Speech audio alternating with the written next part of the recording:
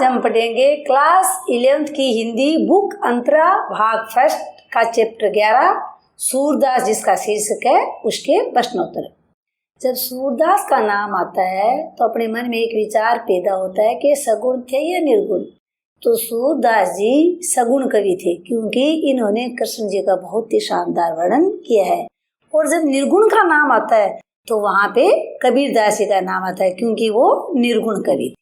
Question first, खेलन में को काको घुसैया पद में कृष्ण और सुदामा के बीच किस बात पर तकरार हुई है। तकरार का मतलब लड़ाई होना, यानी ऐसी कौन सी बात है जिसके बारे में कृष्ण जी और सुदामा के बीच में लड़ाई हुई है। इस पद में श्री कृष्ण और सुदामा के खेल खेल में रूठने और फिर खुद मान जाने के स्वाभाविक प्रसंग का वर्णन किया गया है। श्री कृष्ण खेल में हार गए थे और सुदामा जीत गए थे, पर श्री कृष्ण अपनी हार मानने को तैयार नहीं थे और खेल रुक गया। श्री कृष्ण अभी और खेलना चाहते थे, इसलिए उन्होंने नंद बाबा की दुहाई देते हुए अपनी हार मान ली।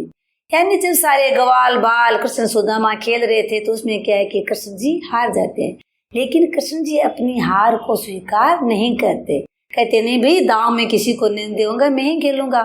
तो सारे बच्चे हैं वो कहते हैं कि भी आप है वो कैसे जीते, आप हारे हैं तो आप हार मानो। कृष्ण जी हार मानने को तैयार नहीं होते तो खेल रुक जाता है। फिर कृष्ण जी की इच्छा होती है कि नहीं भाई, खेल तो मुझे खेलना है। तब वो नंद बाबा की दुहाई देते हुए कहते हैं हाँ मैंने हार मान ली और मैं मेरा दावा आपको देता हूँ। नंद बाबा की दुहाई का मतलब वो नंद बाबा उनके पिता थे और उनके वो सौगंध खाते हैं। तो बच्चों को विश्वास हो गया कि हाँ कृष्ण जी अब अपने बाबा की दुहाई दे रहे हैं, तो अब ये खेल में कोई भी कुटिलता का कार्य नहीं करेंगे। अगला क्वेश्चन, खेल में रूठने वाले साथी के साथ सब क्यों नहीं खेलना चाहते। ये एक स्वाभाविक बात है कि जब बच्चे आपस में खेलते हैं तो रूठ जाते हैं और रूठने के बाद सब अलग अलग बिखर जाते हैं और वो खेल वहीं पर बंद हो जाता है। लेकिन क्या है कि थोड़ी देर बाद वो वापस राजी भी हो जाते हैं। तो इसमें अपन ये पढ़ेंगे कि रूठने वाले साथी के साथ सब क्यों नहीं खेलना चाहते। खेल में रूठने वाले साथी से सभी परेशान हो जाते हैं, क्योंकि खेल में सभी बराबर होते हैं। अतः जो हारता है उसे दूसरों को बारी देनी होती है। जो अपनी बारी नहीं देता है और रूठा रहता है उसे कोई पसंद नहीं करता है। सभी खेलना चाहते हैं, अतः ऐसे साथी से सभी दूर रहते हैं। यानी खेल में सब बराबर होते हैं, खेल खेल की भावना से खेलना चाहिए। और इसमें जब श्री कृष्ण जी है वो हार जाते हैं तो अपनी हार स्वीकार नहीं करते, वो अपना दाव किसी को नहीं देते। तो ऐसे साथी जो रूठ जाते हैं उनके साथ कोई भी खेलना पसंद नहीं करता। अगला क्वेश्चन, खेल में कृष्ण के रूठने पर उनके साथ उन्हें डांटते हुए क्या क्या तर्क दिए। यानी जब कृष्ण जी कहते हैं कि मैं तो हारा नहीं, अपनी हार स्वीकार नहीं करते हैं, तो उनके साथी उनको कई तर्क देते हैं। जैसे खेल में कृष्ण के रूठने पर उनके साथ उन्हें डांटते हुए ये तर्क दिए, तुम्हारी हार हुई है और तुम नाराज हो रहे हो, ये गलत है। तुम्हारी और हमारी जाति सबकी समान है, खेल में सभी समान होते हैं। तुम हमारे पालक नहीं हो, इसलिए तुम्हें हमें ये अकड़ नहीं दिखानी चाहिए। तुम यदि खेलते समय बेईमानी करोगे तो कोई तुम्हारे साथ नहीं खेलेगा। यानी जब कृष्ण जी रूठ जाते हैं, अपना दांव किसी को नहीं देते हैं, तो उनके साथी उनको ये समझाते हैं कि भाई तुम्हारी हार हुई है, इसमें नाराज होने की क्या बात है, तुम ये ऐसा व्यवहार कर रहे हो, ये गलत है। और तुम्हारी हमारी सबकी जाति समान है, क्यों खेल में कोई भी ऊंचा नीचा नहीं होता। तुम हमारे कोई पालक नहीं हो, हमें पालने वाले नहीं हो, तो तुम्हें ये अकड़ नहीं दिखानी चाहिए। यदि तुम खेलने में बेईमानी करोगे तो हम तुम्हारे साथ नहीं खेलेंगे। ये सारे ग्वाल बाल है वो श्री कृष्ण जी को तर्क दे रहे हैं कि आप ऐसा मत कीजिए। अगला क्वेश्चन, कृष्ण ने नंद बाबा की दुहाई देकर दांव क्यों दिया। यानी कृष्ण जी जब हार गए थे और उन्होंने हार स्वीकार नहीं की तो सब ग्वालों ने सोचा कि अब ये नहीं खेलेंगे, लेकिन कृष्ण जी के मन में खेलने की बात थी कि भाई खेलूं तो सही। तो फिर वो लास्ट में कहते हैं कि मैं नंद बाबा की दुहाई देकर कहता हूँ कि अब आपके साथ सही तरह से खेलूंगा। कृष्ण ने नंद बाबा की दुहाई देकर ये निश्चित किया कि वह अपनी बारी देंगे और सबको हरा कर ही रहेंगे। नंद उनके पिता है, इसलिए पिता का नाम लेकर वह झूठ नहीं बोलेंगे और सब उनकी बात मान जाएंगे। इसलिए उन्होंने नंद बाबा की दुहाई दी। यानी जब कृष्ण जी कहते हैं कि मैं तो हारा नहीं, हार स्वीकार नहीं की, तो फिर कहते हैं चलो मैं खेल लेता हूँ, तो ग्वालों की ये बात जती नहीं, तो वो अपने बाबा की दुहाई देते हैं, बाबा की सौगंध खा के कहते हैं कि चलो मैं अब आपके साथ खेलता हूँ, अब ऐसा नहीं करूँगा, आपको अगर विश्वास नहीं है तो मैं मेरे बाबा की सौगंध खाता हूँ। अगला क्वेश्चन, इस पद से बाल मनोविज्ञान पर क्या प्रकाश पड़ता है? यानी श्री कृष्ण है, सुदामा है, ग्वाल बाल है, उनकी बाल मनोविज्ञान स्थिति का वर्णन किया गया है। इस पद में बच्चों का मन कितना जिद्दी होता है, इस बात को दर्शाया गया है। साथ ही साथ कोमलता को भी दिखाया गया है। एक पल में ही श्री कृष्ण और उनके दोस्त रूठ जाते हैं और एकदम से दोस्त बनकर खेलने भी लग जाते हैं, क्योंकि बच्चों का मन चंचल होता है, वो हर पल बदलता रहता है। ये अपन बच्चों में देखते हैं कि जब खेलते हैं तो थोड़ी सी देर में तो झगड़ा करते हैं, थोड़ी देर बाद वो राजी हो जाते हैं, क्योंकि उनका मन बहुत चंचल होता है। उनके मन में जो कुंठा होती है वो ज्यादा देर तक नहीं चलती, एक आधे मिनट 5-10 मिनट में वो वापस राजी होकर के उसी खेल को खेलने के लिए तैयार हो जाते हैं। तो यही स्थिति श्री कृष्ण जी की इसमें बताई है। अगला क्वेश्चन, गिरिधर नार नवावती से सखी का क्या आशय है? यानी ये पंक्ति दी गई है कि गिरिधर नार नवावती। गिरिधर कहते हैं, गिरि माना पहाड़, धर माना धारण करना, जिसने पहाड़ को धारण किया था। नार यानी गर्दन या नस, नवावती, नवावती मानो झुकाते हैं।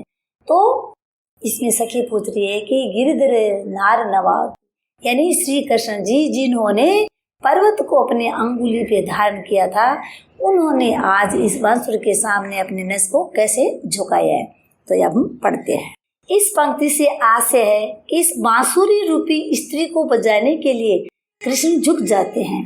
तो वे श्री कृष्ण जो कभी किसी के आगे नहीं झुकते थे, जिन्होंने गोवर्धन पर्वत अपनी एक उंगली पर उठा लिया था और इंद्र के आगे नहीं झुके थे, वो आज इस बांसुरी के प्रेम में झुकते जा रहे हैं। इसमें एक सखी कह रही है कि जो कृष्ण जी कभी किसी के सामने झुकते नहीं थे, इंद्र के सामने भी वो नहीं झुके, तब इंद्र ने बारिश करने की धमकी दी कि आपका सारा गांव डूब जाएगा, तो श्री कृष्ण ने अपनी एक अंगुली पे पहाड़ को उठा करके पूरे गोकुल की रक्षा की थी। तो आज ये बांसुरी है, इसमें ऐसा क्या है कि श्री कृष्ण इसके आगे झुक रहे हैं। जब बांसुरी बजाते हैं तो गर्दन टेढ़ी करते हैं, तब ये सखी उनको ये कहती है कि इस बांसुरी के प्रेम में तो ये झुकते ही जा रहे हैं। अगला क्वेश्चन, कृष्ण के अधरों की तुलना सेज से क्यों की गई है? अधर कहते हैं होठों को, सेज जिसपे सोया जाता है।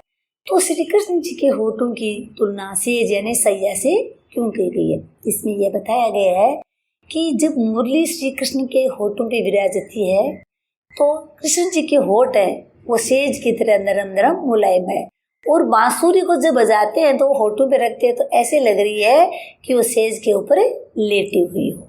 कृष्ण के अधरों की तुलना निम्नलिखित कारणों से सेज से की गई है।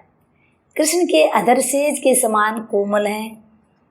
जिस प्रकार सेज सोने के काम आती है, वैसे ही कृष्ण बांसुरी को बजाने के लिए अपने अधर रूपी सेज में रखते हैं। ऐसा लगता है मानो बांसुरी सो रही हो।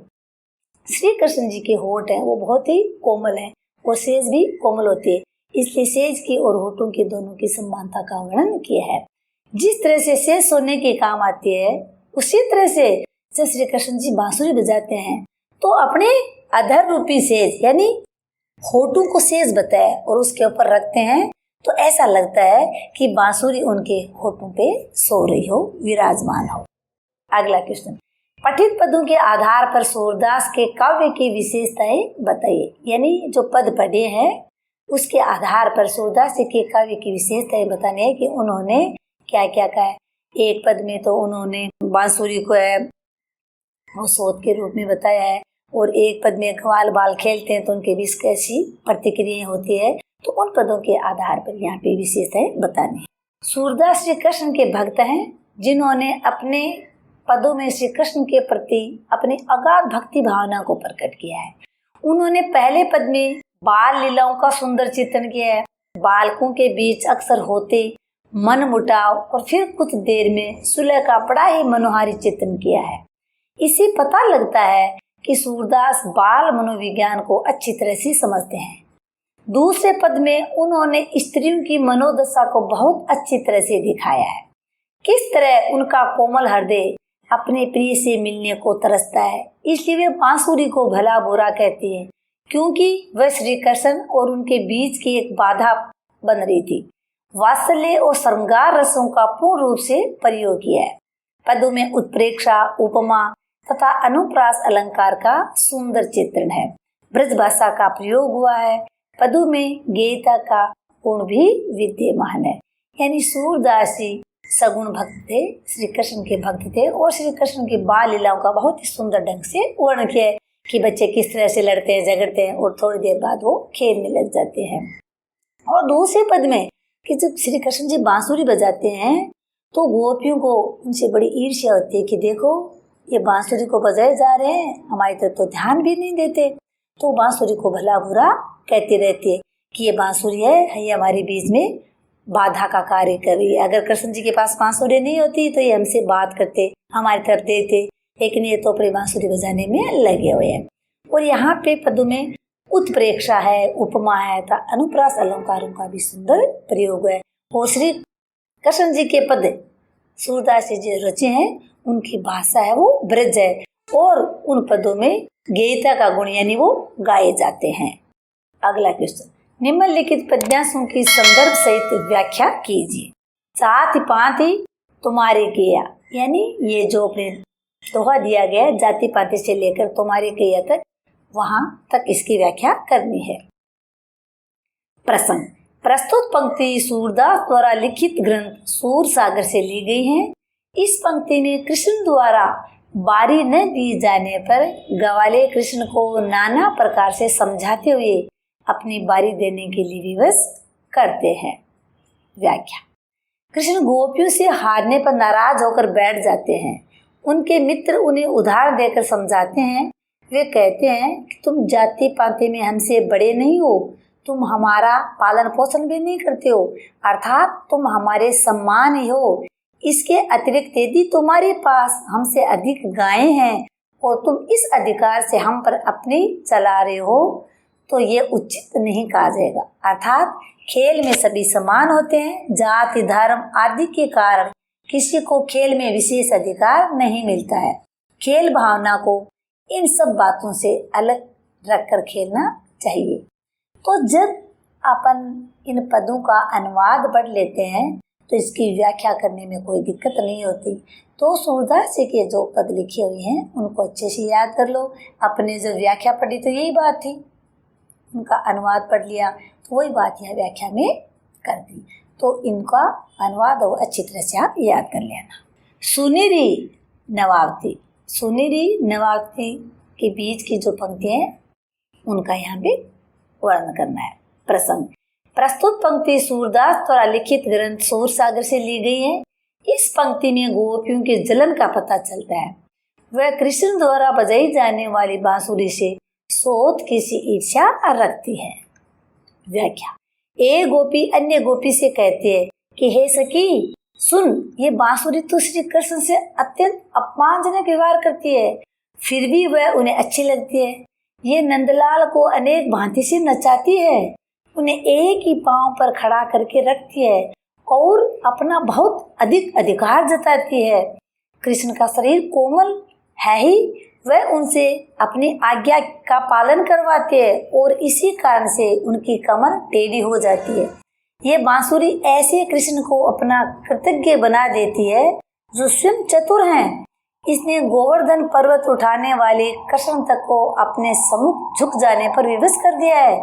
असल में बांसुरी बजाते समय गोपियों को लगता है कि कृष्ण हमारी कुछ नहीं सुनते हैं। जब बांसुरी बजाने की बारी आती है तो कृष्ण इसके कारण हमें भूल जाते हैं। इसमें गोपियां हैं वो बांसुरी से जल रही है और उसको सोत बता रही है। सोत क्या होती है कि जब एक पुरुष के पत्नी होती है और दूसरी स्त्री को पत्नी बना के लिए आता है तो उसकी सोत होती है। तो यहाँ पर बांसुरी जब श्री कृष्ण बजाते हैं वो उनके होठों पे विराजमान होती है तो इनको से जलन होती है। और गोपी कह रही है कि जो कृष्ण जी हैं वो इंद्र के सामने भी नहीं झुके थे, उन्होंने अपने अंगुली पे पर्वत को धारण करके गोकुल की रक्षा की थी। फिर भी आज ये बांसुरी जब बजाते हैं तो इस बांसुरी के सामने झुक जाते हैं, क्योंकि कृष्ण जी जब बांसुरी बजाते हैं तो गर्दन को टेढ़ा करते हैं और पैरों को भी टेढ़ा करते हैं। तो देखो ये बांसुरी कैसी है, कोमल शरीर वाले श्री कृष्ण को किस तरह से नाच नचा रही है। अगर ये बांसुरी नहीं होती तो श्री कृष्ण जी है वो हमसे बात करते, लेकिन जब बांसुरी बजाने लगते हैं तो हमें तो ये भूल ही जाते हैं, इसलिए वो बांसुरी को सोत की तरह मानती है। योग्यता विस्तार वाले क्वेश्चन फर्स्ट, खेल में हार कर भी हार न मानने वाले साथी के साथ आप क्या करेंगे? आपने अनुभव कक्षा में सुनाइए। स्कूल में बच्चे आप खेलते हो और कोई साथी है वो हार मानकर भी अगर नहीं मानेगा तो आप कैसा व्यवहार करोगे, अपनी कक्षा में आप सुना सकते हो। खेल में हार कर भी हार न मानने वाले साथी को हम झूठा और चालाक कहेंगे। मेरा एक मित्र था, हम सब साथी मिलकर खेलते थे। वह तब तक आराम से खेलता था जब तक उसकी खेलने की बारी होती थी। जैसे ही हमारी खेलने की बारी आती थी या तो वह हारने लगता था, वह बहाना बनाकर भाग जाता था। ऐसे उसने कई बार किया। हम हर बार यही सोचकर उसे फिर अपने साथ खेलने को कहते कि अब वह इस प्रकार से नहीं करेगा। वह नहीं सुधरा। आखिरकार हम सब ने तय किया कि उसे सबक सिखाना पड़ेगा। अतः हम लोग सभी ऐसा करते। जब तक हमारी बारी आती हम खेलते रहते, जैसे ही उसकी बारी आती हम खेलने से मना कर देते। आखिर उसे समझ में आया कि वह जो करता था गलत करता था, फिर वह सुधर गया। यानी इसमें टिट फॉर टेट, जैसे को तैसा किया है। क्योंकि जब तक उसके समझ में नहीं आया कि जैसे मेरी मर्जी हो तब तक मैं खेलूं, नहीं मर्जी हो तो नहीं खेलूं, तो सारे साथी उनके साथ वैसा ही व्यवहार किया। तो उसके फिर सारी बात समझ में आ गई, वो सुधर गया और आगे उसने ऐसा करना बंद कर दिया। अगला क्वेश्चन, पुस्तक में संकलित मुरली तऊ गोपालई भावती पद में गोपियों का मुरली के प्रति ईर्ष्या भाव व्यक्त हुआ है। गोपियां और किस किस के प्रति ईर्ष्या भाव रखती थी? कुछ नाम गिनाइए।